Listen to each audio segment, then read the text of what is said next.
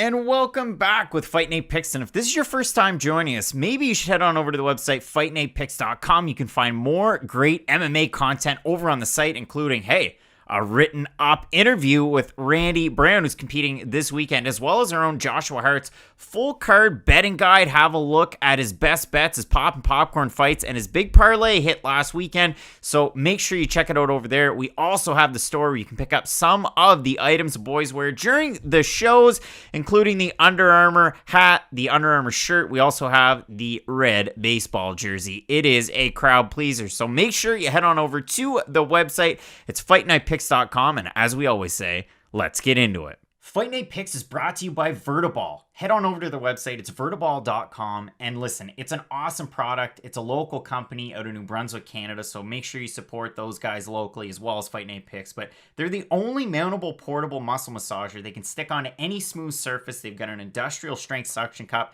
Can support over 100 pounds of pressure. You can get really into those deep knots. I have one here at home. I use it for my back and my shoulders from holding up that Fight Night Picks Pick'em trophy. But listen, make sure you check them out. It's a great product. Like I said, they're recommended by physiotherapists, masseuses, and chiropractors across Canada, the US, UK, and Australia. And they're used by countless professional athletes like Minka Fitzpatrick on screen there, as well as Clelin Ferrell of the Raiders. So if you head into the cart, make sure you check them out. So I've got a Vertiball massager in my cart right there. Use the promo code FNP. You're going to save 10% off your order. You're supporting this company here that I'm very passionate about in New Brunswick, Canada, and you're helping out us as well. So make sure you check them out, vertiball.com, promo code FNP, 10% off your order. And without further ado, let's get into it. Ladies and gentlemen, recorded in Fredericton, New Brunswick, Canada.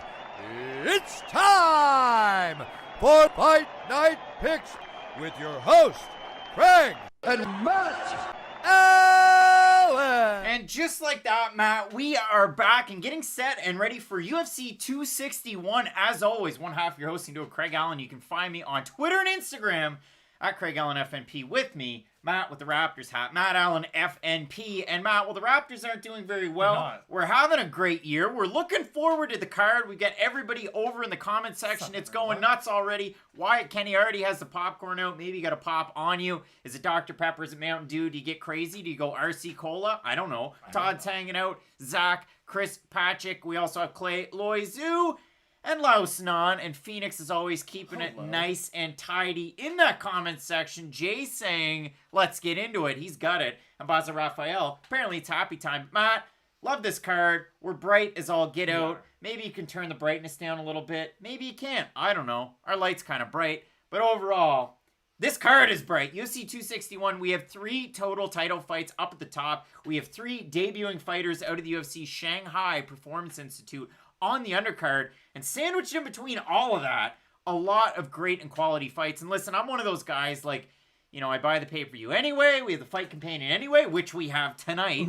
We're going to kick off a few minutes before the pay-per-view starts, but sometimes they're not really worth the price of admission. This one, A, fans in attendance, but B, this one's definitely a great pay-per-view card. I couldn't agree more. It's not often that you have 3 title fights on one card, really, and 3 just really good title fights. I understand maybe people aren't as excited for Masvidal Usman. I gotta be honest, I'm not as excited for that fight as in the other 2 title fights because, listen, we probably know how it's gonna go, but still, that is a great fight. Like, Jorge Masvidal still has good takedown defenses and is a wicked striker, and Kamaru Usman could still one day go down as one of the greatest fighters ever, so I'm equally excited for that as really any other Usman fight, so I think tonight's gonna be a great night of fights. Should be a great night of fights. And if this is the first time you've joined in with Fight Night Picks kicks, A, we appreciate you. B, the likes are free. Just toss them up there. Hey, like and subscribe. If you've been on the fence, see what happens.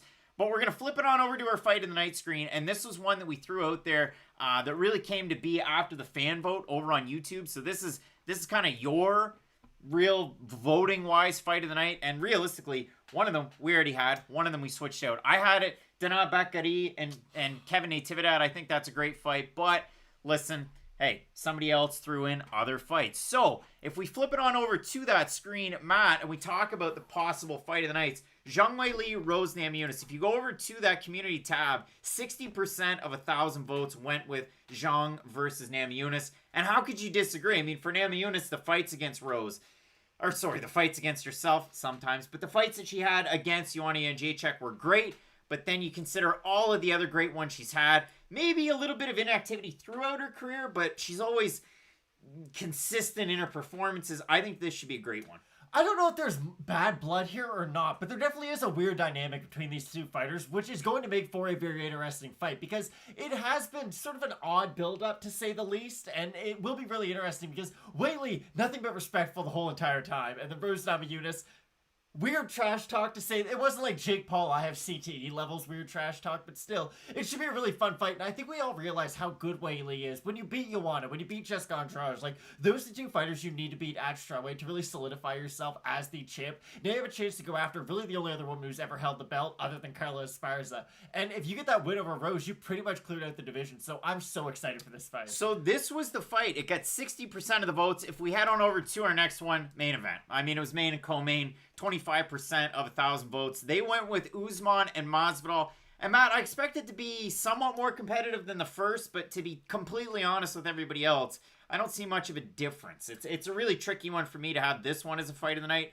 But hey, I'm going with the votes. So the one good thing is, at least the Kamaru Usman that we saw fight Gilbert Burns was the same guy who fought Colby Covington. Like, that was the killer Kamaru Usman. So if he comes into this fight with a similar game plan and or mindset, like, I'm going in here really to finish Jorge Masvidal, and I understand he said that in a lot of the build-up, but it's one thing to say those words, and it's another thing to really go out there and do it. So if we have Kamaru Usman going out there really trying to be dominant with his stand-up along with his wrestling, like we saw in that Gilbert Burns fight, it could very well become a fight of the night. All right, Matt. So we'll flip it back over to our question mark kick screen. And listen, again, great card. What we always do with Fight Night Picks question mark kicks, we go bottom to top. I do have a question mark kicks parlay. It is slightly in the plus. It's not the craziest one out there, but I do like it. I'm going to roll with it, and we'll see what happens. I got to go over to the comments section because Zach brought up a really good point, and it was Zach talking about dogs and last night and First Last Gets It.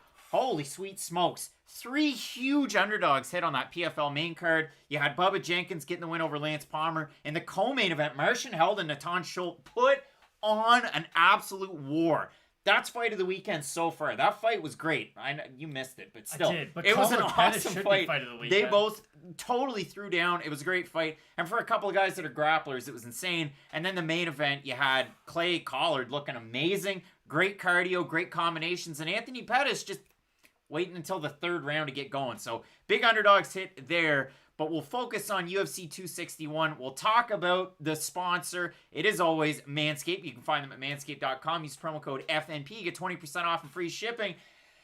And we just re-up with Manscaped for another 3 months. So I'm really looking forward to that. They've been great to us. You've been great to them and vice versa. So Matt, Laos Nan saying it's going to be so weird in a crowd boo for Usman. It is. It's going to be weird just seeing the crowd there, if I'm being honest. Like, even when I go back and watch, like, old basketball highlights or anything, just seeing a crowd, I'm like, are those people really supposed to be there? Like, I've gotten so used to not seeing a crowd at most sporting events. I feel like it is going to be really weird to finally see a full house. But it will be really interesting to see really how they do react to the champ, because I think the UFC, if Usman wins, they really want him coming out of this as the kind of people's champion, if you will. And Usman doesn't play the heel all that well. He's just, personality-wise, he's kind of down the middle, so it's hard to get one or the other from him. So if he is able to win tonight, maybe he could get that kind of superstar push in the future. So we'll go bottom to top, Matt. We'll start with our first fight on the undercard. We have Ariane Carnelossi taking on Liang. And Matt, we talked about this fight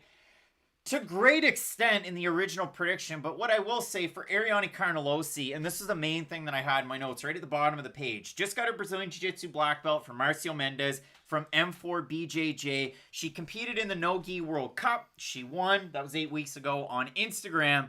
And if you look at her, you know, Ariane Carnelossi, very short, heavily muscled. She weighed in at 112 in her fight against Angela Hill. For this one, she weighed in right at the limit. Taking on Liang Na, coming in from the UFC's PI over in Shanghai. One of 3 fighters in a row coming over, you know, the Dean Amazingers of the world in the periphery, so to speak, at the Shanghai Performance Institute. And I see a lot of people over in the comments section kind of supporting Liang Na in this fight. I know if you go back, there's a ton of tape out there on her. She's had a rematch in the past. She won the rematch. Like, there's a lot of things to like, and she is a finisher, and she has more in terms of pro experience. not really against the greatest level of competition. She's one of those types of fighters that just continues to search for takedowns. She kind of accepts bottoms every now and again, but she can kind of get into some sticky or slick situations where she'll get the submission win. It's just a really tough one for me to go with Liang Na in this fight, because even the recent performances against lower level competition, like her last fight was against a debuting fighter. Exactly. So it's really tough for me to try and go with somebody that they tried to build in China, give her favorable competition, and now, boom, you get Ariane Carnelossi out of the gate. This fight has like weird shades of Lupe Godinez's Jessica Penne, where Liang's the grappler, and then you have Carnelossi who can strike and grapple a little bit, so maybe you get a fight like that. But for me, I still like Ariane Carnelossi. And Connor Murray, we appreciate you for tuning in. Carnelossi's built like John Lineker. She really is. And I mean that in the best way possible, because her physical strength in this division really is kind of her key to success. And she's going to be one of those fighters. She's going to have to get on the inside of the range of a lot of her opponents. And this fight, it won't be any different. I just do see Carnelossi, every time she does close that distance, I don't think Na has anything powerful enough to really keep her from closing distance and really gaining her respect. So I got to agree. I like Carnelossi quite a bit, but I have seen a lot of people go with Liang Na as an underdog pick. Prince Vegeta's son has the Dragon Girl to get the win. I have seen more. I'm pretty sure Phoenix up top, you also had Liang Na. If we go with the votes at Fight Night Picks over on Instagram, 65% going Carnelossi to 35% with Liang Na. And if we have a look at the odds, Matt, you know, Carnelossi, about a minus 225 favorite. Liang Na at about a plus 180. Maybe if you like Liang Na, I mean, listen, that's cool. I'm not going with her on my card. I do like Carnelossi quite a bit in this one. No, I do agree quite a bit. No, I agree quite a bit. Just the contradiction as we continue on, Matt. We have Jeff Molina taking on Aoriqileng. And listen, if you've seen anything out of this fight, it's the fact that Jeff Molina, again, similar to Liang Na, hasn't really fought the highest level of competition. I mean, when we look at Liang Na, yeah, okay, listen, it's fair. You talk about some of the fights she's had. There were some big names. Agapova was on the record. Juliana Velasquez was there. For Aoriqileng, maybe not the highest level competition, but the same thing for Jeff Molina. I mean, he hadn't really faced a winning record until his last 3 fights, and even then, still wasn't the highest level of competition. We go back through. Chancey Wilson was 2-1. Kenny Porter 11-5. Jacob Silva 6-2 on Contender Series. For Aoriqileng, the 5 on in, and he's on a tidy little win streak. 18, 16-2, 10-3, 4-4, 5-3, 5-1. So that's a big knock on both of these guys.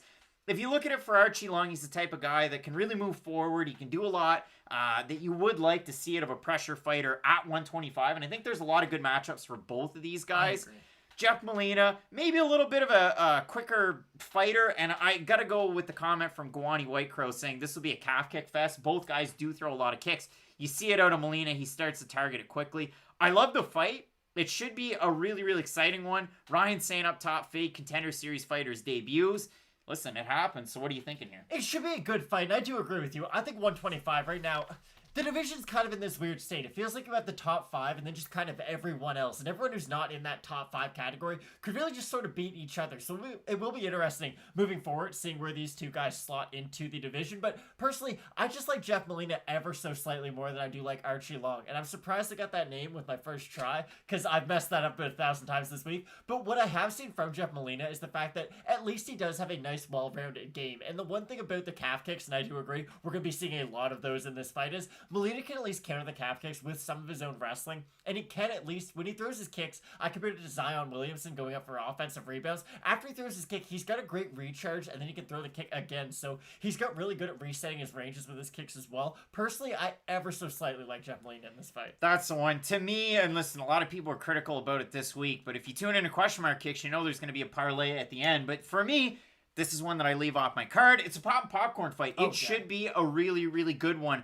Jeff Molina brings a lot to the table. So does Aoriqileng. If we have a look at the votes, Matt, at Fight Night Picks over on Instagram, it's really, really close. 51% Aoriqileng to 49% going with Molina. We have a look at the odds. It's pretty well a pick'em fight as of right now. With Jeff Molina ever so slightly gaining a bit of an edge. He opened a minus 105. He's a minus 111. If we look at Aoriqileng, minus 110 right now. So it is close. You're splitting hairs. I'm going to go with Aoriqileng on it. I will ever so slightly change my pick. I thought about it a little bit more. And again, Jeff Molina, good wrestler, comes out of a good camp, trains with one of the sketchiest fighters you know and love in Tim Elliott over at Glory MMA and Fitness. But for Aoriqileng, Again, is it going to be a clean sweep for the PI fighters? This was the fighter where, again, I was back and forth with it all week. I don't think Liang is going to get the win, but I will go with Aoriqileng and GXE121. Hey, that's awesome. I agree with you. 415 people tuning in right now. Hello, everyone. Only 72 likes. Takes 2 seconds as we continue on through. Mike Pocket saying super smart to leave it off your card. Hey, fans, real fans. You're the real MVP. All right, Matt, we move into our next fight. Rongzhu and Kazula Vargas. This was one of the most entertaining bits of tape study I got to do this week. I really enjoyed it. But listen, for Kazula Vargas, you look at his last fight against Brock Weaver, no longer in the UFC. He was winning the fight until the illegal knee, and then he lost the fight. He lost to Alex De Silva in his debut. For Rongzhu, absolutely running through fighters in China. He's 21 years old. He finishes fights. Very, very exciting. High work rate. Unless he gets caught by a counter from Kazula Vargas, I don't see Rongzhu losing. I mean, you really set up the best way. Kazula Vargas just has looked great in the UFC, and I do agree. He was winning that Brock Weaver fight until the knee, but still, beating Brock Weaver doesn't really prove that much to me at this stage. Like, knowing what we know now, especially after Brock Weaver's UFC career, like, he wasn't really UFC caliber, and he didn't look good in the De Silva fight either, so I'm going to agree with you. I do like Rongzhu in this one. Devin hitting up the Thank you, super Devin. chat. Thanks as always, bros. Really appreciate the research. Devin, we appreciate you and everybody tuning in out there. You can hit up the super chat to help out the boys. The comment stays up there. We'll do our best to hit it up. But that comment section, that chat, it moves quick. Prince Vegeta's son saying Vargas by wrestling. Johnny is saying Vargas. And Billy's saying y'all sleeping on Anthony Smith. If I don't pick a guy, does that mean I'm sleeping on him? I got the windows open and the AC on. Yeah, I'm sleeping on Anthony Smith. Oh, I'll have the boy. cat out of the bag. Troy saying this guy looks 35. Chris saying Rongzhu. And Anthony saying Kazula by split decision. Maybe if he drops him. But yeah, I have a hard time. I mean, for me, I look at Rongzhu, really tall, really fast, nice tie stance. Just piecing up on the way in. Unless Vargas starts to get him to the body, I do have a hard time going with Kazula Vargas in this one. So we're both going with Rongzhu. Matt, our next fight. We were split on this one at the start of the week. We have Batgerel Danaa taking on the man himself, Kevin Natividad. And for Natividad in his debut, it didn't really go all that well. No, it did. This fight will be interesting, and especially for Danaa. I screw this name up every time. Danaa Batgerel, because Zion hitting us up in the super chat. Just think about it. He understands the reference I was trying to make in the last fight. I don't really know which way this fight could go, and I do ever so slightly pick Kevin Natividad because I think his wrestling and his overall pressure in his game will be able to win out, but I'm not all that confident in this fight because I do think Batgerel, he's got that great outside distance management. He's got those prodding, not just front kicks, but also jabs and straight punches on the outside. So this fight really could be, and I feel like we've had a number of these on this card where it's just going to be one of those one way or the other fights where there's not going to be much gray area in between. Yeah, is it going to be Kevin Natividad winning out on the wrestling end? Is he going to be able to land some of those power shots? Is it going to be Batgerel Danaa just able to kind of keep him on the outside, pressure him, and able to land? I saw a lot of people out there in the comment section talking about Danaa Batgerel's UFC debut, and A, saying he should have beat Alatenghe Lee, and B, saying it was a closer fight than most people thought. There were a few 29-27s in there, and Batgerel's face got pretty damaged like early in that fight, so I do have a hard time with that one. Adam's saying Carnelossi or Liang. Both of us going with Carnelossi all day. Listen, it seems like a lot of people are going with Danaa Batgerel, unless you're Michael Ralph. Michael's going with Kevin Natividad, so there is that. There is, and there is a little bit of support, but everything I've seen throughout Twitter, even by mentions on social medias and whatnot, people are really backing Batgerel in this fight, and just in general, so it will be interesting to see kind of where his UFC goes from the already sort of rocky start that it's been on. I am ever so slightly going to pick Kevin Natividad, though. I do think just the overall pressure, here's the thing, I do think the pressure is going to be able to get him up against the cage. The one thing about Batgerel is he doesn't make great decisions up against the cage. I kind of compare him to a Kelvin Gastelum, where Kelvin Gastelum in open space, he's going to make the right decisions all the time, but Kelvin Gastelum defensively, when he gets backed up, especially when he gets backed up to the cage, he will sometimes, he just kind of panics and doesn't know what to do. I'm not saying Batgerel won't be able to counter him with power when he does get backed up, but I do think the fact that he's going to be the one on the back foot throughout the majority of this fight, it's going to be tiring, and by that second and third round, if this is one of those wearing and grueling fights, I do think Natividad ever so slightly might win out. So you had Batgerel. I know, I switched. And if we look at the overall votes at Fight Night Picks, this one is one of the closest ones. Prince Vegeta's son gets it, because my face, I was surprised of the switch. 51% going with Natividad to the, 49% that have Danaa Batgerel, which surprised me. I mean, really it did, because I figured If you look at Tapology for Danaa Bakary, he gains 80% of the vote, 3,368 total votes, and 80% going with Bakary. So it is tricky. I mean, Halo fans saying, dude's Mongolian. That's badass. It is. It is. Travis Joyce saying Sugar Sean's going to KO Dana White. Well, I don't think that's ever going to happen. I'd love to see the odds on that fight. It's a tricky one. I was on the fence at the start of the week, and I'm going to flip the other way. And listen, I hate to flip picks like this, but I'm going with Danaa Bakary. I think he has a smarter shot selection than Kevin Natividad. Kevin's one of those guys that kind of wings to get into position. And if you're Kyle Estrada, he could whip a shovel hook up there and knock him out. Or you end up getting cut and close. The only trouble is, yeah, in that Miles Johns fight, there was a good point. Was there the glove grab? Yeah, there kind of was, but he did get hit by that little uppercut that dropped him, and he was totally done. Nick Antonelli hitting us up in the super chat saying, appreciate the research, fellas. And Zion is being a nice guy as well. And Very saying, my brother's looking into your soul. Hey, that's the whole point of it. That's the whole point. So I'm going back at E. You're going with Kevin Natividad. But that's the whole thing, right? When they're coin flip fights like this and we don't agree, close. Yeah, if you're going to give us a hard time, it is what it is. Salvatore is giving us the, ooh yeah, let's get into it. Pat Sabatini taking on Tristan Connelly. Tristan looked good at 145 on the scales. He did, but the last time I saw him actively compete was at 170. And that's the thing. He was an undersized guy at 170, so I do think we kind of knew after that fight, there's no way Tristan Connelly's going to just continue to be a welterweight. But I assumed the weight drop would be down to 155, of course, where he spent the majority of his career. Really surprised when this fight was originally booked, but my issue with this is Tristan Connelly is just kind of the older, and I would say almost more weathered version of what Pat Sabatini is. Like, Sabatini is the overall better grappler. He's the younger guy. I think he's the more explosive out of the two. And for all those reasons, this is going to be a tough fight for Tristan Connelly. And Connelly's the type of fighter who could he get dropped in the first 2 rounds and somehow get a 10-8 in the third, and this fight ends up being a draw? Yeah, he could, but I do like Sabatini quite a bit in this. I just think overall his grappling is going to be overpowering for Tristan Connelly. I caught a little bit of flack in the comments section this week about comparing Pat Sabatini to Charles Rosa. I was told, oh, that's not the right way. I think the comparison was maybe like an Oliveira, but when I watch Sabatini, he's a little bit square the way that he moves, but he's a good striker. He's a better striker to me than Tristan Connelly. He has a really, really slick ground game, and that's what I like out of Pat Sabatini. Very well-rounded for Connelly.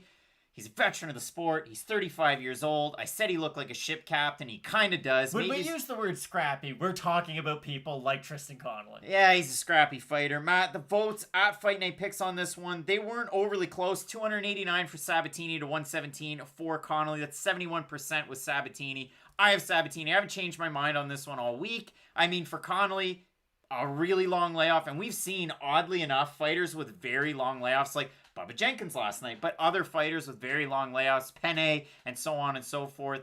Who else was it? Jarges Daniel was able to get a win off a really long layoff. Get big wins, but I don't see that for Connelly in this one. I like Sabatini. I do too. I just think as this fight goes on, it's going to be harder and harder for Connelly. He does have a good gas tank. He does have one of those styles that fits very well for a grueling 15-minute fight. But all in all, just past Sabatini does everything Tristan Connelly does a little bit better. And the fact that youth is on his side, I like Sabatini quite a bit. The way she goes, Matt, and we're both going Sabatini in that fight. The next one, this one's tricky. I mean, Carl Roberson weighing in at 186. Brendan Allen at 185. You love to see it out of both guys, especially where Roberson totally missed weight for his last fight at middleweight, weighed in at, 190.5, and Brendan Allen had that weird catch weight at 195 where he thought he was a striker and didn't really commit to his takedowns against Sean Strickland. He got outboxed. Now, Corbett is hitting us up in the super chat. Great work, guys. Super ready for the card. We appreciate you. This one's a hard one because, again, it's one of those fights where it's one or the other. Will Brendan Allen be able to out-wrestle and out-grapple Carl Roberson like he did in the fight against, Tom Breeze or maybe to an extent Kevin Holland. Holland was weird because at the end he shot and Allen kind of got him and submitted him. He still muscled him though, and that's really the key. Like, Brendan Allen's one of those kind of physical strength grapplers. When I think Brendan Allen, I think of a less complete version of Marvin Vettori. I know I've said it before, but it is an easy comp in the division because Marvin Vettori's game plan is I'm going to move forward, I'm going to get on top of you, and I'm going to smash you into the ground. Brendan Allen has that same game plan. It's just Brendan Allen lacks the ability to really strike his way into the close range to get the fight to where he wants it to go, whereas Vettori, he has a good striker. He can work his way on the inside. My problem with Brendan Allen, though, is his gas tank isn't great. He does have one of those styles where he is heavily muscled. That's kind of the weird thing about him. Where he did fight at 195, I never thought the weight would be an issue, but I'm surprised Brendan Allen's not one of those guys where you hear about one like horror weight cuts. You know what I mean? Because he is one of the bigger guys in this division, and he does use his physicality very well. This fight is going to be Karl Roberson trying to pick off Brendan Allen on his way in, though, over and over and over again. And for Roberson, it's just going to be how many times or how many chances he gets the ability to get Brendan Allen in the best range for him to get one of those shots off. Now, personally, I don't think Roberson has the volume to really get...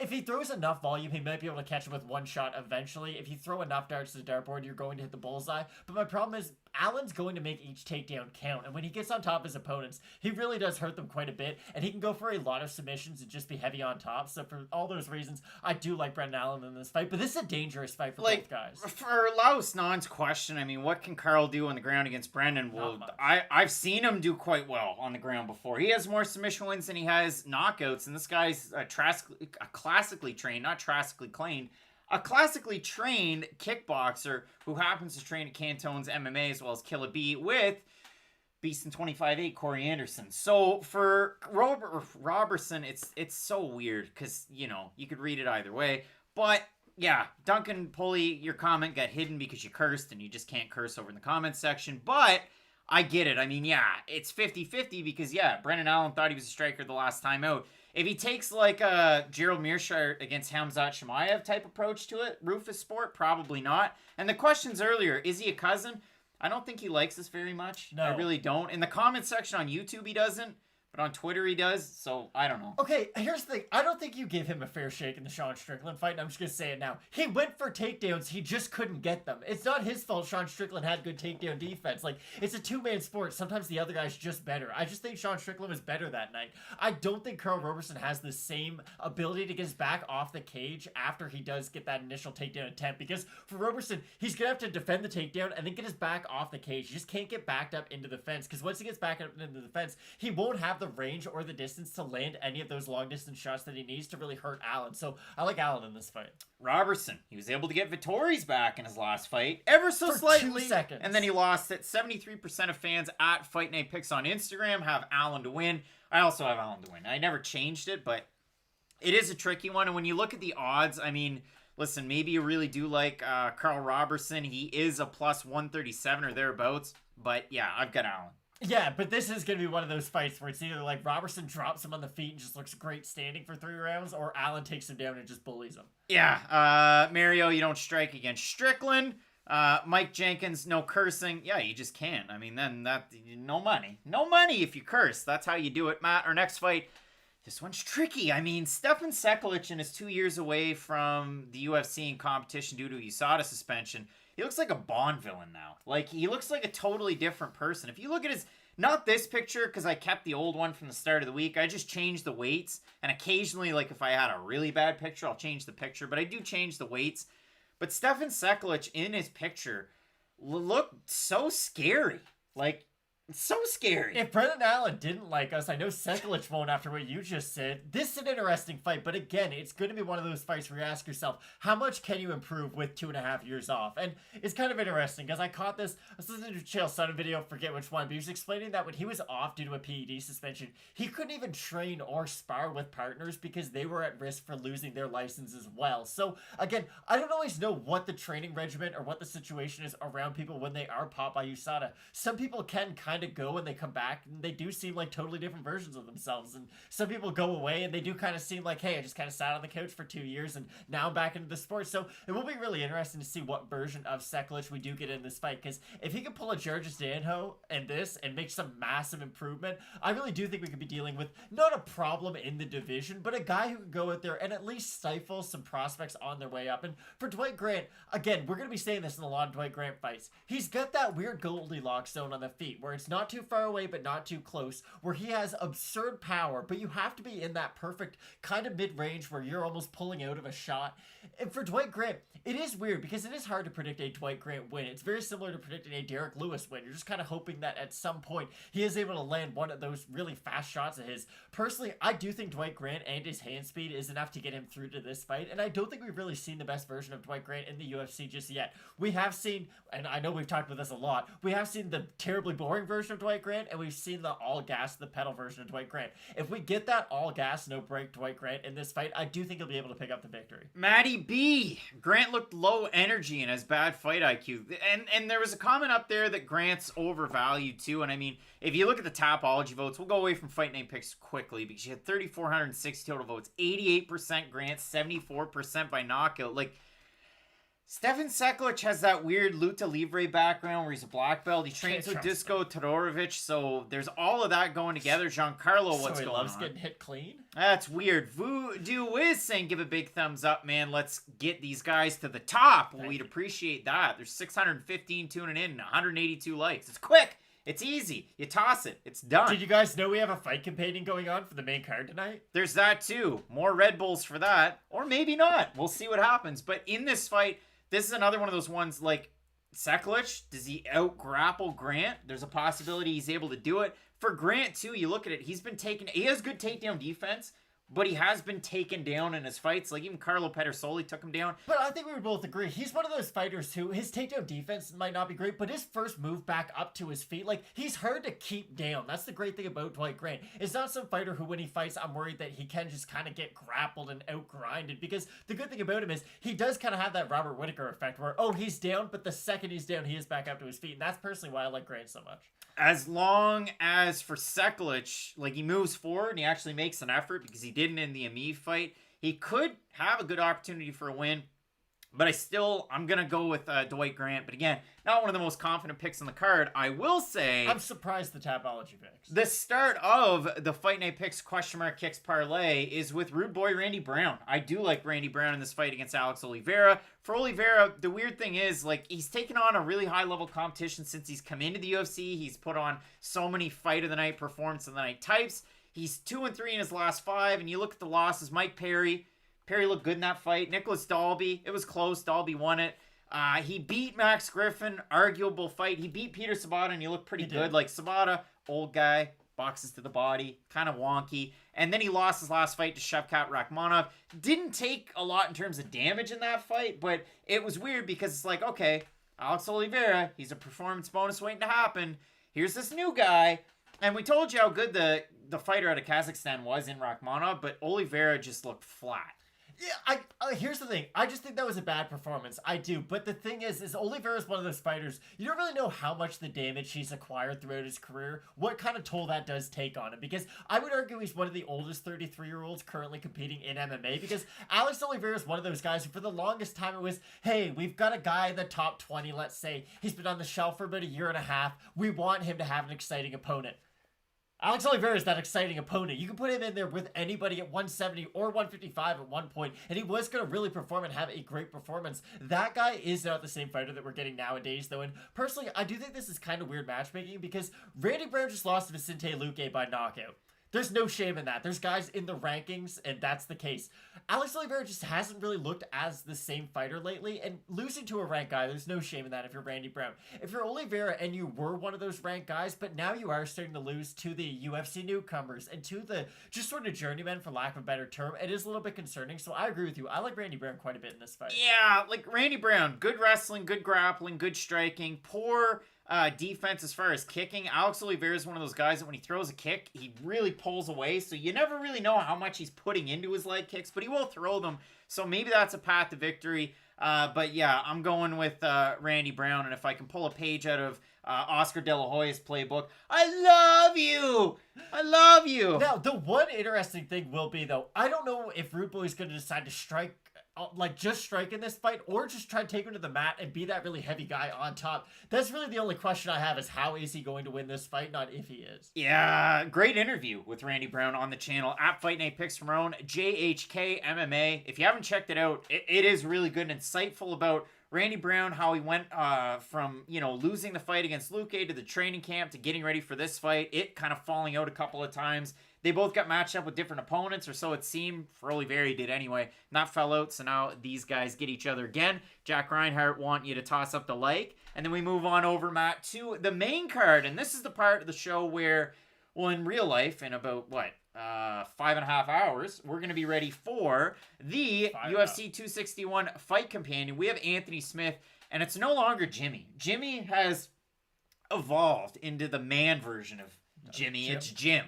So we got Jim. It's not James, it's not Jimmy. We got Jim. I don't know if there's any outside influence from Dan Kelly on that one, but he's got more hair in the real picture.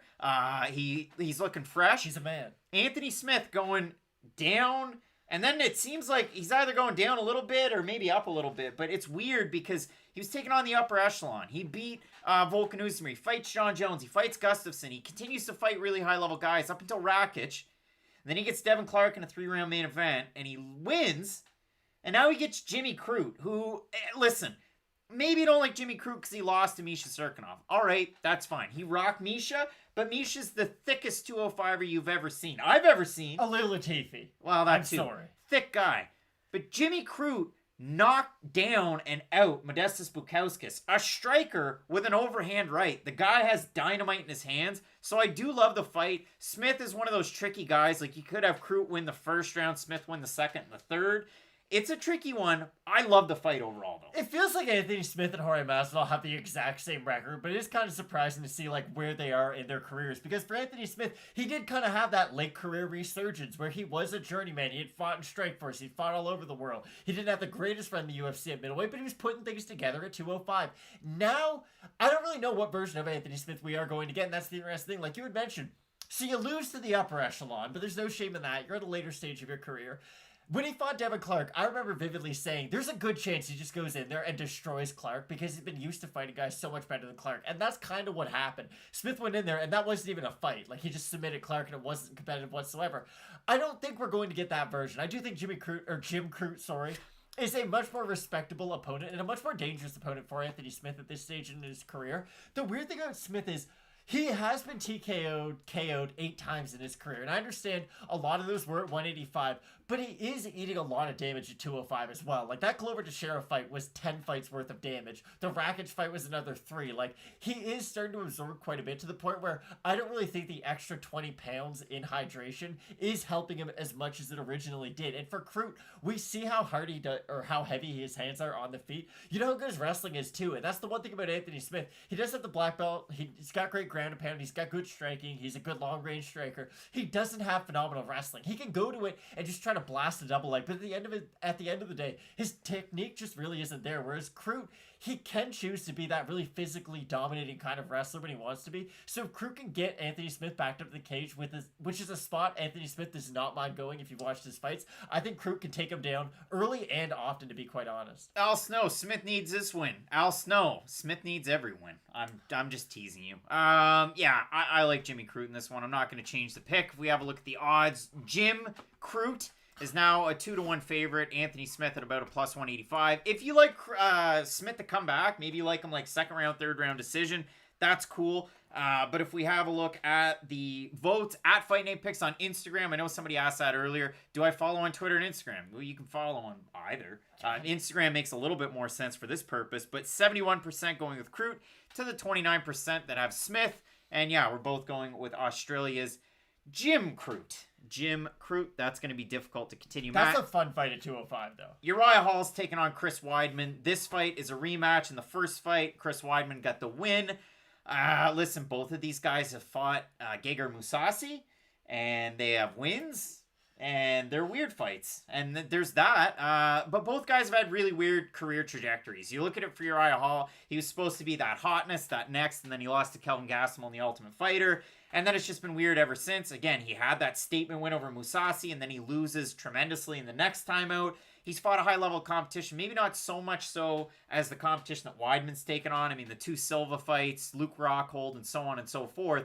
His last big win to me, I wouldn't even go back to his last fight against Omari Akhmedov. It's probably Kelvin Gastelum, and that was just such a weird fight. It was a great fight night. I mean, Dennis Bermudez got a big win on that card. Like, That was a day card. I No, remember he that. lost to Darren Elkins by split decision. Frick, I remember that card like plain as day, the whole Long Island thing. But still, you look at this one. Can Uriah Hall land that counterpunch? Can Chris Weidman just grind him out? That's pretty much it. Weidman training at Gym O for this one with the man himself, former UFC middleweight, now Bellator #1, John Salter. And yeah, he's going to have Ray Longo in his corner, but not the man himself, Matt Serra. So that's weird. That's weird. If I'm Chris Weidman, I try to walk into the cage with wrestling shoes on, and I just act like everything's normal. I act like it's 1999. Mark Coleman, this shit. Exactly, and that I'm still allowed to do this. And when the ref's like, hey, can you take those off? You're just like, wait, what are you talking about? Because if Chris Weidman decides to strike, and I'm being serious, for more than 3 minutes in this fight, I think he's getting his lights put out.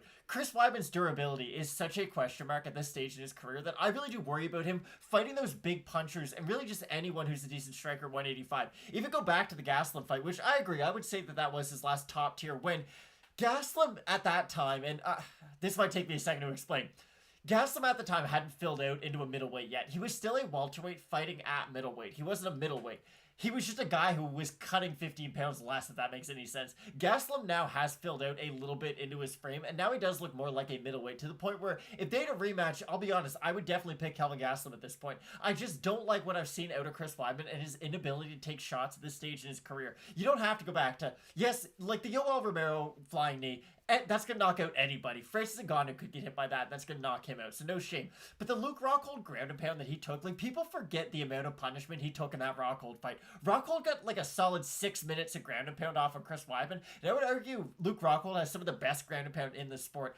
And for Weidman, even go back, the Reyes fight, gets clipped by one shot, goes down easy. Omar Akhmedov wasn't a big puncher and just not really a great striker overall. So you can get out of that fight without getting hit by a big shot. Against Uriah Hall, I understand that Uriah Hall is always the hesitancy to throw that big shot, but I really do think Hall only needs to glance one of those big shots off of Chris Weidman, and I don't think Chris Weidman can eat those shots, especially down at 185 for the second time in his career, because people forget he tried to have his 7th career resurgence, let's say, against Dominic Reyes at 180 or at 205. Gets knocked out at 205. Now you have an older guy who's cutting back down to 185. It's just for Weidman personally, after I lost at light heavyweight, I would have just continued to fight at light heavyweight. I think he's too big for the division. I don't like his durability at the division. He could go into this fight and just absolutely dominate Uriah Hall with his wrestling. I can openly admit that, but I think Hall's going to knock him out. Fight League Atlantic, boys are killing it. Well done. Cannot wait for the next Fight League Atlantic, and I miss Nova Scotia so much. So it'd be nice if we could go back, but we can't, so there's that.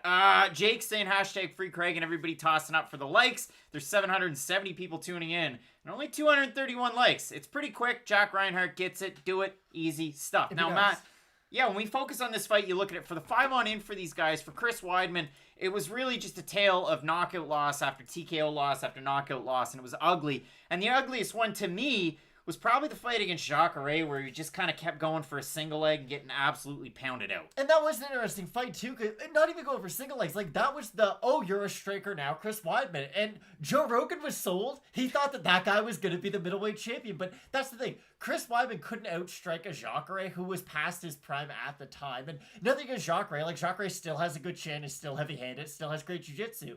I don't think the things that made him lose to Jacare are going to help him in this fight. I do think Hall, and again, I've said this, and this is a weird prediction to make, but I just have this weird feeling where Hall's going to hit him with one of those weird, like, Francis Cain Velasquez shots where it's going to be like, oh, wow, like, that put him down. It's going to be one of those weird inside shots where Weidman's going to be going for a takedown, he's going to get caught, and I think Weidman's going to go out. Christopher Cruz says, give us a lock! That's not us. Manpreet gives you the locks. He does. It's Manpreet. Ali is on the train in the UK. I haven't been on a train in years. So, Matt, we both have Uriah Hall. I haven't changed the pick out of this one. We move into our first of the 3 title fights, and we have Valentina Shevchenko looking to defend her flyweight belt yet again against the former strawweight champ and former bantamweight fighter, Jessica Andrade. Now, Matt, when we look at a fight like this for Shevchenko, she's been such a big favorite for the last fight after fight after fight after fight. And in the Jennifer Maia fight, she was what, more than a minus like 1,500? It was ridiculous. I think it was like a minus 1,800 favorite. It was insane. She's about a minus 420, 430 favorite in this fight against Andrade. So it'll be interesting to see. I think this is one of the toughest tests she's ever had to face because with Andrade, the wrestling's there, the grappling's there, the striking's there. The denim is there. There's a lot of things to like out of Jessica Andrade, not just fashion sense. for Valentina, she's been training at a Smiley's Academy down in Florida World-renowned. to get acclimatized. You heard her coach talk about that going into this fight. But that's the thing. I mean, Valentina just needs warm bodies so she can kind of move around with them, hit them, and then kind of, do the old playing touch butt in the park. So that's kind of the Valentina Shevchenko game plan going into a fight. Again, I reference it all the time, but the Brunswick, Maine training camp to get ready for Joanna, that was what, UFC 231? Like, it was just kind of crazy that she did that and then put on that performance. So for me, the Smiley Academy thing, I'm not worried about. I think it's a smart idea to get to where you're going a few weeks early to get acclimatized. We've seen a lot of fighters do that going to Vegas. And now for this one, she had the foresight to go to Florida. I still like Shevchenko in this one. I mean, listen, can Andrade blitz her early? Yeah, 100%. Can she knock her out? Sure, maybe. Valentina's only lost by TKO once, and it was due to a cut against a really tough out. But Rose has never been knocked out until she was. That's true. And Karolina Kowalkiewicz had never been knocked out until she was. And, that's the problem with Andrade. I'm not picking Jessica Andrade, but I'm about to lay out the best case you're going to hear for Jessica Andrade. Valentina Shevchenko is one of the more boring fighters when you don't give her anything. She's kind of like Israel Adesanya in that respect, and I don't mean boring in just as a wide umbrella term for their whole career, but if you don't give Shevchenko anything, she is just going to stand in a mirror. All she wants to do is counter you. With Andrade, she has to time her entries in a very smart way. I don't think she can just go in there, guns blazing, that scorched earth mentality, like we've seen in her past fights. And now you might think that might be your best path to victory. Go in there and try to knock her out with that one big blow. The thing we know about Andrade is that she has phenomenal cardio for someone who just tries as hard as she does. Andrade, she has that weird Alexander Rakic X factor, and I might have to find a new fighter to start referencing for that because he didn't go balls to the wall in his last fight, but she is just a try hard, and I wish I could say it in any other way. She's like Giannis Antetokounmpo. If it's a regular season game or if it's a playoff game, he's trying the exact same way. The intensity's still there no matter what. And with Shevchenko, I think she could have fallen into one of those cyborg traps where you're a minus 1800 favorite. Everyone's telling you it's not just you're going to win, it's people are basically telling you, oh, you can beat these people however you want to beat them. And let's be honest, if Shevchenko wanted to put on her Instagram, hey, how do you want me to beat Caitlin Chukagi? And you name the round and the method, she would be able to pull that off. I'm quite confident with that. The thing about Andrade, though, is all of her fights have been against killers, whether it's been at 135 when she was fighting people who are so much bigger than her, it's not even funny. I highly recommend you go back and try to watch her 5'1" self go up against the likes of Raquel Pennington and others. It really is impressive. So for Andrade, I think if she could be really smart and get Shevchenko up against the cage, Shevchenko is so good with her distance management. But again, we talk about it a lot. If you're behind those two black lines, your chance of getting finished is going to go up a lot higher. And if Andrade can at least time Shevchenko with one of her blitzes to where she has her back up against the cage and she won't be able to get out to her left or her right, she might be able to land one of those big shots and really hurt her. And the thing with Shevchenko, same thing with Cyborg, if you've never been hurt, if you've never been tested, if the fight's starting to be harder than you originally thought it was, you're not going to be really expecting what's coming next. So I do think that there is a path to victory for Jessica Andrade, really more so than any other fighter at 125 in the women's division. But I gotta be honest, I just see Shevchenko putting on another one of those masterclass performances where I hate to say she just does everything right, but we've just kind of come accustomed to that lately. She can just go out there, grapple, do anything really. I mean, Bubba Jenkins beat Lance Palmer last night. Anything's possible, but Shevchenko opened to minus 335. She's now minus 492 on best fight odds. For the former strawweight champ, open to plus 275. She's a plus 367 right now. So Matt, yeah, I'm going with Ann Still in our first of the title fights, and that's kind of going to be the blueprint for me the whole way through. But I hate to kind of ruin the parade. But our next fight, Matt, we have Zhang Weili taking on Rose Namajunas, and Bad Blood set aside.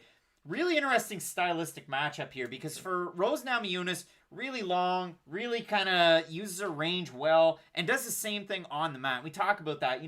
This long fighter is great off of their back because they can get up or they can kind of create positions and they create scrambles with positional awareness. And Namajunas is one of those fighters. For Zhang Weili, the pressure, the power, the grappling. Voodoo Wiz hitting us up with $5 in the super chat. I love this fight. This should be a really interesting fight. And again, you can't really tell the story of this fight without bringing up the name Joanna Jędrzejczyk, because that's who we're really going to be comparing these two fighters with. When you look back at the fight that she had with Wei Li, arguably the greatest fight ever, regardless of gender or weight class, like it really is one of those greatest fights ever. And her second fight against Rose, I really do think that was the best women's strawweight title fight of all time, up until Wei Li and Joanna kind of dethroned that.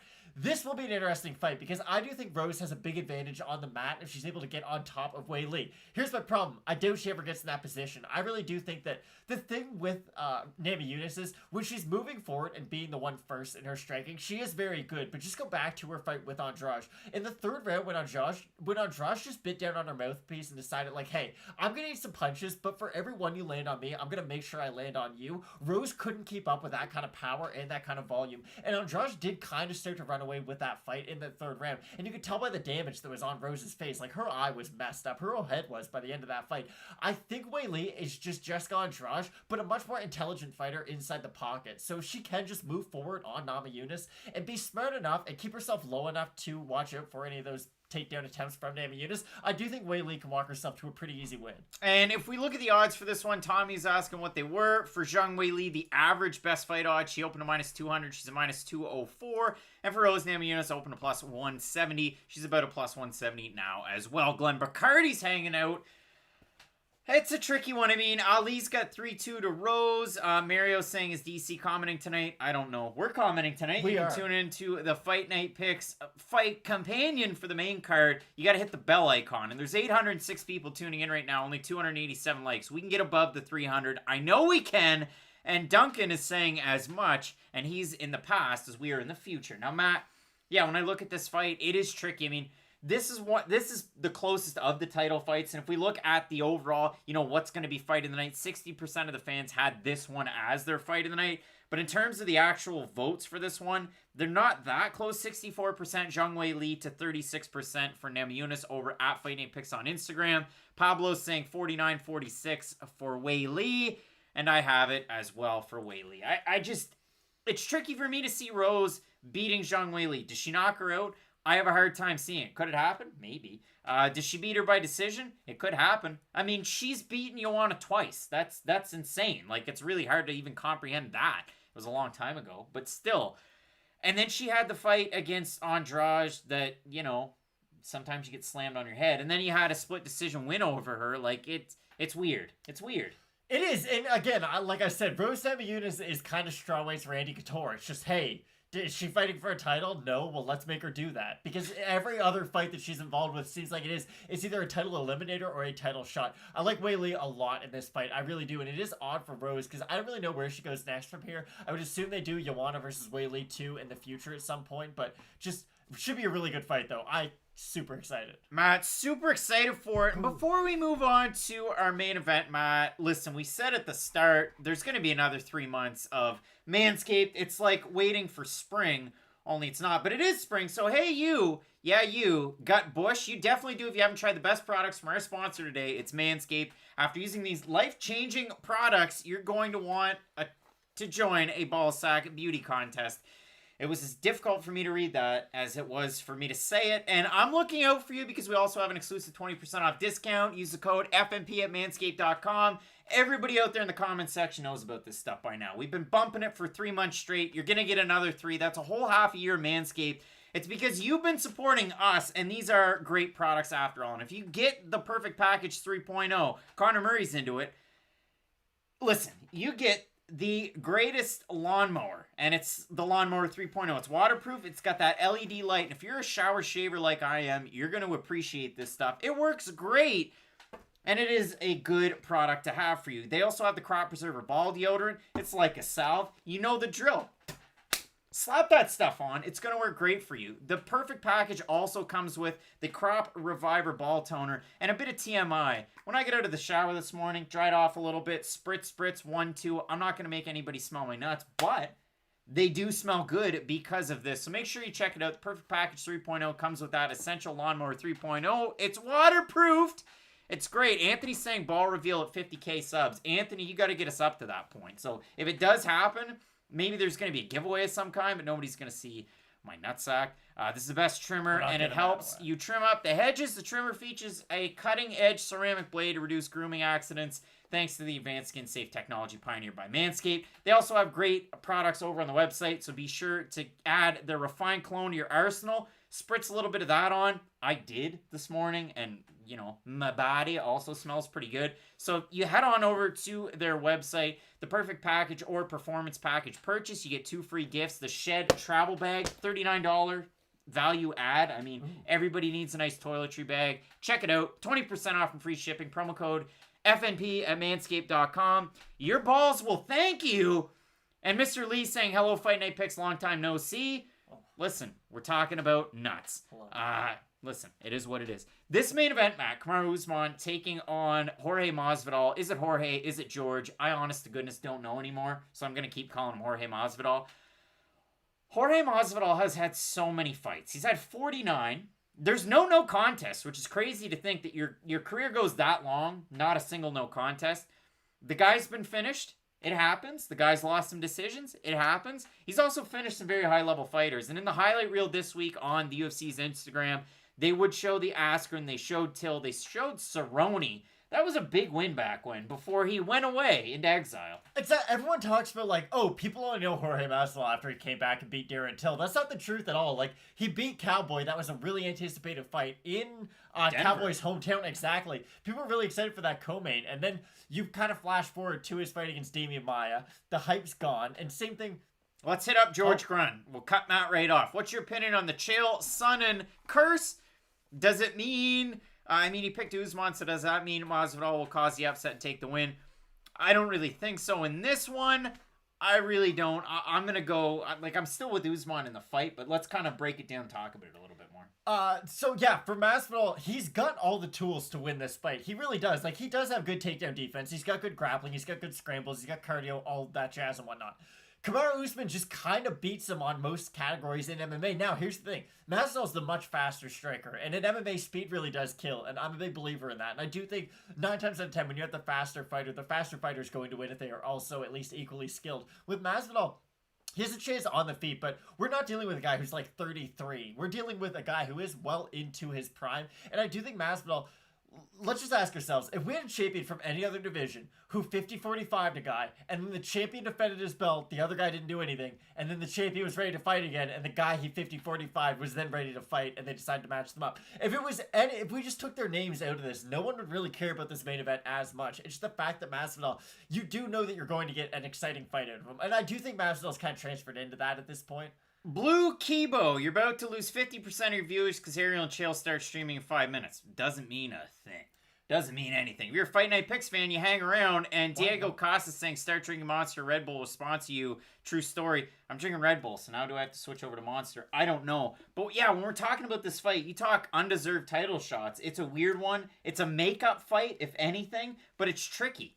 With undeserved title shots, it's a list full of, like, Holly Holm's last 7 fights, and then Jorge Masvidal should be at the top of this. Because, I gotta be honest, I don't really see what he can improve on so much that he couldn't do in the first fight. Like, MMA, other than boxing, I do feel like as a total, and here's one thing, I will let this out of the bag. I think Masvidal physically looked better yesterday at weigh-ins than he did the first time they fought. I do. So I do think there is something to be said for his weight cut, but my issue is MMA fighters stay in shape the majority of the year. Like, MMA fighters, other than boxers, they are known for keeping more around their fight weight and staying in shape. And Masvidal, even go back, Poirier on the Teddy Atlas podcast, I did some digging because Poirier was a guest on their podcast before the first fight. And he said that Jorge Masvidal, he said, is not just a guy getting off the plane. Like, he has been in the gym. He's been training. So if Poirier said that and he's one of his main training partners, I would assume Masvidal was in the gym enough in their first fight. We're going to see a very similar outcome in this one as well. Throw on the glasses and kicks good. We appreciate you and Frank and everybody else over in the comments section. Laos not everybody supporting the boys, but I had to throw the specs on because the second half of the question mark kicks parlay is right now.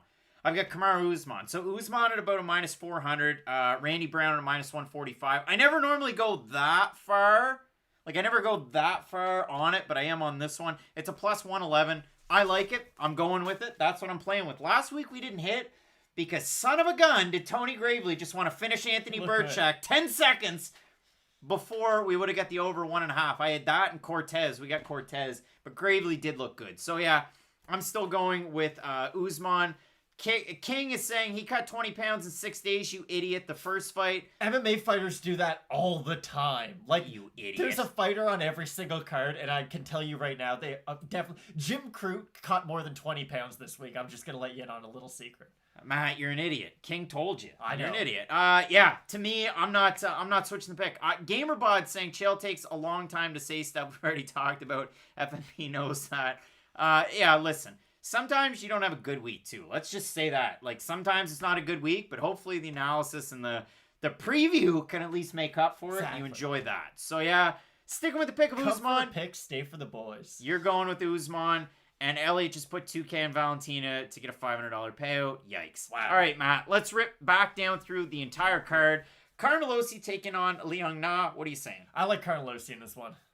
Again, Carnelossi's been focusing on her grappling in this one. She's already a very good striker.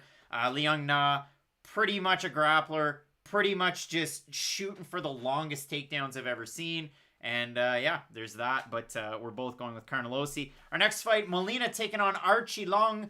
Matt, I had a hard time with this one. What are you saying? I do think Molina's going to be able to win this one, ever so slightly, but I do just think his consistent output and just his forward movement is going to be able to win out. And I do like his calf kicks and just his ability to rechamber his kicks so fast. Matt's got Molina. I'm ever so slightly going with Aoriqileng in this fight, but it is a really tricky one. It is a really close one. We move into our next fight. Kazula Vargas taking on Rongzhu. I got Rongzhu in this fight. No, I agree 100%. I also like Rongzhu. Both going with Rongzhu. Matt, our next fight, we have Danaa Danaa taking on Kevin Natividad. We both flip-flop picks. We did. Interesting. But again, that just kind of plays into how close this fight really is. And I don't know if I'm speaking for you, but I know this fight's nowhere near my card because it is so close. I do just think that the ever so slightly wrestling edge that Natividad has in this fight will be able to win it out. And I do just think his forward pressure, guys, it's exhausting moving backwards. And that forward pressure of Natividad is going to get to him eventually. I've got Danaa Danaa to get the win. I've got Pat Sabatini to get the win over the Canadian Tristan Connelly. Yeah, I like Pat Sabatini quite a bit. Good on Connelly. Like, if he can go from if you can win a fight at welterweight and then featherweight, that's a really impressive thing to be able to pull off. But I like Diego Sabatini. Sanchez. Yeah, again, not many people have been able to do it. You got Karl Roberson taking on Brendan Allen. I've got Brendan Allen in this fight. I also have Brendan Allen, but this could be one of those fights that I'm going to get about 3 tweets at about 3 a.m. saying, like, oh, Roberson starched him in the first round. Like, it's a close fight. And really, this fight, whoever wins this fight, there's a good chance. Like, if Roberson wins, put money on Uriah Hall. And then if Brendan Allen wins, put money on Chris Weidman. Because this fight does kind of reflect that fight a little bit, just outside of the rankings and a lower level of it.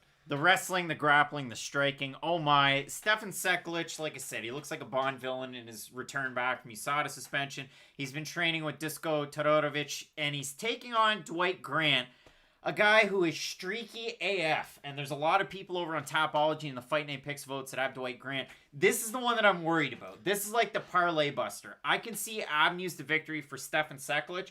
I'm going with Grant, but I can see it for Sekulic. I just like the power of Grant. I do like his footwork and just his overall ability to get his back off the cage. He is a guy who sometimes he will get hurt and throw back, and that can be to his detriment. I don't think that's going to get him in trouble into this fight. I also like Dwight Grant. 800 or so tuning in and only 350 likes. It's easy. Thumbs up. I want 400 likes before we're out of here. We just stick around. Our next fight, Matt, we have Rude Boy Randy Brown. First half of the question mark kicks parlay. I've got Rude Boy Randy Brown, Chet Hanks' favorite fighter. And Matt, it's a good start to it, and there's a great interview here with Randy Brown on the channel. This is a hard fight for Alex Oliveira, and if this was 2016, then Alex Oliveira would probably win this fight, but he's just taken so much damage throughout his career. I don't think we're really seeing the same fighter who was once in those rankings and who is in there with the likes of Carlos Condit and the bunch, so I agree. I like Rude Boy in this Jorge Duarte is saying avoid it. I mean, maybe you do. For me, I'm not. One of my more confident picks. Moving into our next fight, Matt, we have Anthony Smith taking on Jim Crute. He's the man now, but he's not 40. I've got Crute in this fight. I also do. Again, Anthony Smith, he's a veteran, and he's forgotten more about MMA than I'll probably ever know. So I'm sure he's going to have some little wrinkle in this that will give Jim Crute problems, but the overall game of Jim Crute just should be ever so slightly edge him out over Anthony Smith. Mike Jenkins, how could you feel that good about Grant? Yikes. Connor Murray wants 200 likes and above. Colin Juju likes the hoodie. Well, Colin, there's great stuff. FightNightPicks.com. Baseball jerseys. There's Under Armour t-shirts like the one I've got on right here. You check it out. World we live in loves the show. We love you. And Eddie's saying like the show. And then we have George hitting Thank up the you. super chat saying Dwight Grant looked like Eddie Murphy minus the tat. If you saw Dwight Grant at weigh-ins, he's got some cool hair Does going his on girl right want now. to party all the time? Party all the time? Party all the time? Did they have to reboot Coming to America? Probably not. Probably not. They didn't. It was yikes. Uriah Hall's taking on Chris Weidman. Another tricky one, a parlay buster, but I've got Uriah Hall to win the rematch to set up the trilogy. I love this fight and everything it stands for, but I really do think it's going to be one of those one-way traffic fights where Uriah Hall pieces Weidman up or Weidman just takes him down, rinse and repeat. I am going to side with Hall, though. I just think the more likely outcome is he catches Weidman with a big shot, puts him out. Michael Ralph, if Masvidal wins, he gets Covington. If Usman wins, he also gets Covington. I think Covington gets the shot. Luque's there. Wonder Boy's there. And Masvidal versus Luque could be fun if he loses, just for like, hey, this fight's going to be guaranteed fireworks. But it is interesting, really, to see what do you do with Masvidal if he does lose this fight. But that's a story for another day. All right, Matt. We move into our first of the title fights. I got it in still.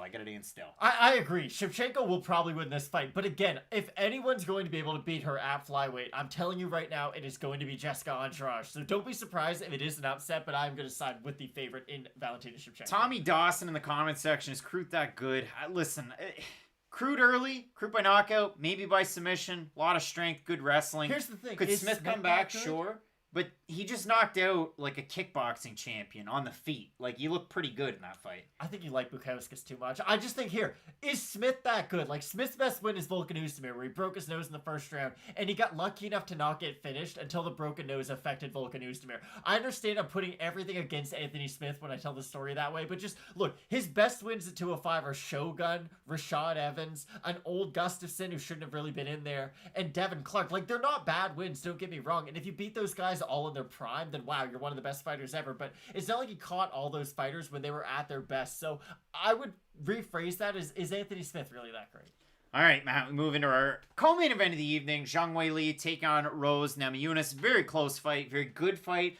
This was the fight of the night from the fans. Bub Collins in their prime. Fedor versus Liddell. Fedor all day, 6 ways to Sunday. Oh, yeah, just if Rampage could beat Liddell, then Fedor could beat Liddell. Okay, well, it was a very different Rampage who fought both those men, but no, I agree. I think Fedor ragdolls him. All right, Matt. I've got Zhang Weili in this one. I do. It will be interesting to see what version of Rose we get, and when she does have these big extended layoffs, we do tend to see a better fighter every time she does come back, but I don't know if she's going to be able to bridge the gap that I believe there is in the striking department, and I think Weili will be able to run away with the decision. Adam Carey, I've been wearing them all day. I should wear them anyway, but usually the glare is really bad. It's not terrible from what I can see, but if you started wearing them, then you got to wear them, because if not, then I wouldn't be able to see anything. And Kamaru Usman is taking on Jorge Masvidal the second time, and I've still got Kamaru Usman in this one. I mean, could Jorge Masvidal do the 1-2 kick and then land like a right hand? Could he throw in combination like that? Well, he's done it before. I just don't really see it in this one. 396 likes. 4 more. Nothing gets me more upset than when people try to say, oh, is Kamaru Usman the greatest 170er of all time? Because he's not. Let's just say it's going to take him a long time. I'm going to tell you this, though. If anyone out there is going to take GSP's title, it's probably going to be Kamaru Usman. Because you just look stylistically, he does a lot of what GSP used to do. It's just he is now starting to find himself a little bit more in the striking range. So what if we see Usman take another big step up in his striking where it can eventually match his wrestling? It's going to be the unbeatable fighter. So I do think he's going to beat Masvidal, but it should be a fun fight. How long until it starts? The undercard starts in about, 53 minutes or thereabouts. El Rob, who's the best, most likely underdog. There are underdogs out there. For my question mark kicks parlay, it's Usman and Randy Brown. Minus 400, minus 145. It was a plus 111 if you add them together. So that's what I've got there. How can you not stand Andrade? I'm sorry. Jessica Andrade, arguably the most exciting pound-for-pound fighter in the whole UFC. I think this main event, it will be interesting. Can Masvidal just improve upon what Gilbert Burns is able to do? Like, he did hurt Usman on the feet. For Usman, I think there was that weird component of like, hey, I'm fighting a friend in this fight, and once he got hit, he was like, okay, now we're really doing this. I don't think he's going to have that same hesitancy against Masvidal. I think we are going to see the same guy who fought Colby Covington, so I like Usman so much in this fight. Alfredo, we appreciate you. Review Man, we appreciate you as well. But Chael's a good guy, and I mean, I'd love to have him at least for an interview on the channel. We got a lot of great stuff coming out this week with Fight Night Picks. I've got 3 interviews lined up. They're already on the YouTubes. I just have to put them out with some big-name fighters that you definitely know and love. We also have the Fight Companion coming up tonight right as the main card starts. So make sure you hit the bell icon, you get the notifications so you know when we go live. Demario Stewart saying Usman by TKO. Demario's feeling it. Say it louder for the ones in the back. I like that. TKO! There we go. Demario's got it, but there's all kinds of action like that if you tune into the Fight Companion later on tonight. We really appreciate everybody for tuning in. 420 on the likes. Gang. Hopefully you like the card tonight as well. Everybody that hit up the super chat. It's the best group of fans in MMA right now. You got to tell your friends about it. Because we are keeping this train a-rolling in 2021. Matt, let's keep it locked in with Fight Night Picks. And as we always say, let's get into it.